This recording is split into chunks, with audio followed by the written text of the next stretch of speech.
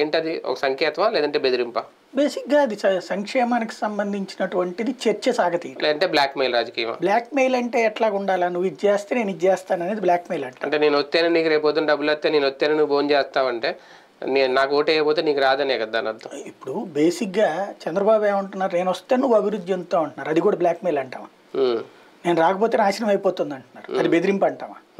అనం కదా. రాజకీయంగా ఒక ఎజెండా చెప్తున్నాడు, నేను రావడం వల్ల మీకు ఇది వచ్చింది, చంద్రబాబు టైంలో ఇలాంటి మంచి జరిగిందా అని అడుగుతున్నాడు. జరిగితే ఆయనకే వేయండి అని చెప్తున్నాడు. నా వలన మంచి జరుగుతుందంటే నాకేయండి, నా వల్ల మీకు మంచి జరగదనుకుంటే వదిలేయండి అని కూడా చెప్తున్నాడు కదా. నా వల్ల మీకు మంచి జరగదనుకుంటే వదిలేయండి అనే చెప్తున్నాడు. అంటే మంచిలో ఎక్కువ తక్కువ శాతం చూడాలేమో. చంద్రబాబు గారు ఉన్నప్పుడు ఏ సంక్షేమం లేకుండా అయితే ఏం లేదు కదా, ఆయన కూడా ఎంతో కొంత ఇస్తానే ఉన్నారు.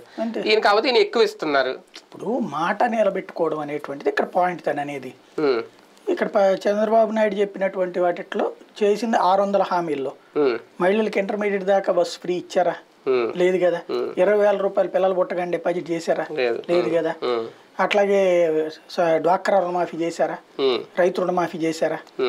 ఇట్లాగా వాళ్ళు చెప్పి బాగా